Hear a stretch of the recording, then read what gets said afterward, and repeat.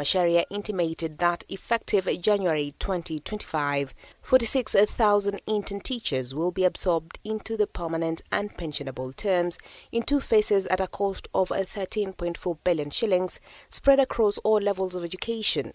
Of the 46,000, 6,000 teachers will be posted in primary schools, 39,550 in junior secondary school, and 450 teachers in secondary schools. Further, the Commission has announced a smooth transition to grade 9, with 9,000 teachers already recruited under permanent and pensionable terms and 39,550 intern teachers in the 2023-2024 financial year. Additional funds have also been provided to recruit 20,000 intern teachers in the 2024-2025 financial year, expected to report to schools on January 2025.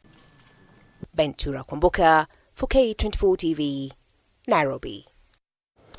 On to a very crucial matter now, and members of the public are expected to submit their final views on the extension of term limits for the president and elected leaders on Friday, 25th of October, before the Senate's Committee on Justice and Legal Affairs amid a public uproar over the proposal. Now, this comes as Kiambu Senator Karungo Wathangwa has opposed the amendment bill, countering it with a proposal to replace the current limit with a 4-year term limit. When the Kenya Kwanza administration continues to face criticism over failure to implement key pre-election promises, with the economic situation taking a turn for the worst, the Constitution of Kenya Amendment Bill 2024, seeking to extend term limits, has been met with resistance, not only from the public but also from a section of the political class. The bill, which has been undergoing public participation, with the last day to submit views set for Friday, 25th of October, seeks to increase the number of years in office for the president and other elected leaders from 5 to 7.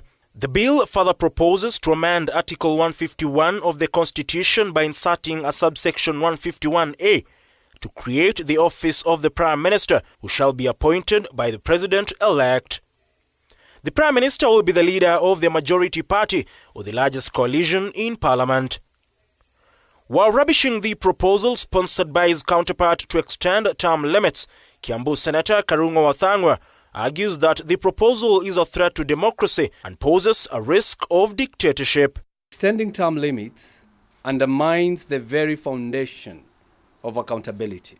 Looking at the person who proposed this amendment, the 7-year term, looking at where he comes from, looking at how he voted in the impeachment of Rigathi Gachagua, where he voted that Gachagua should go home. This 7-year term proposal is a grand scheme for people to retain power. The vocal first-time senator was skeptical of the bill, noting that not only does it heighten political temperatures, but it could also be a distraction from other key pressing issues in the country. The competitive nature of our politics often leads to heightened tensions during election periods.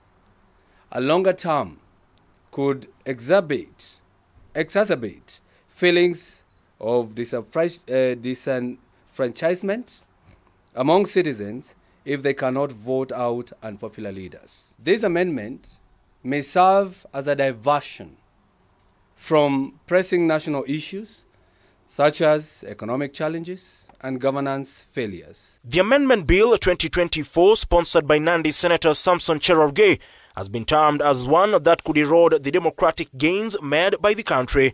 Thangwa says he has since written to the Justice and Legal Affairs Committee of the Senate, voicing his opposition to the amendment. While opposing the bid to extend the term limits, Thangwa, who has in recent days slammed President Ruto's administration, is now proposing 4-year term limits. According to him, the reduction in the number of years from 5 to 4 will enhance accountability, prevent power consolidation and protect democracy. I'm proposing a 4-year term limit. A 4-year term empowers citizens to hold their leaders accountable more frequently.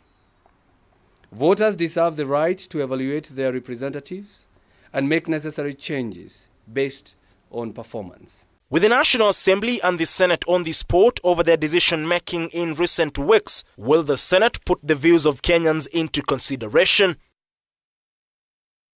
That particular amendment bill comes at a time when both houses of parliament are under pressure for not prioritizing matters that affect the Kenyan man, or the common man in the country, and instead focusing on issues that many say do please the executive. On that note, we just take our second breather. We'll be back in a moment.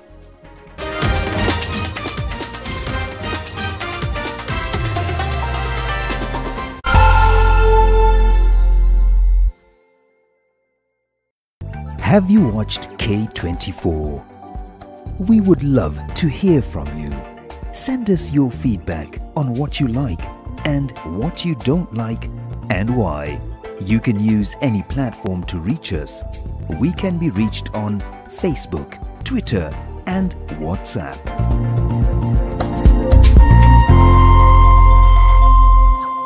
You have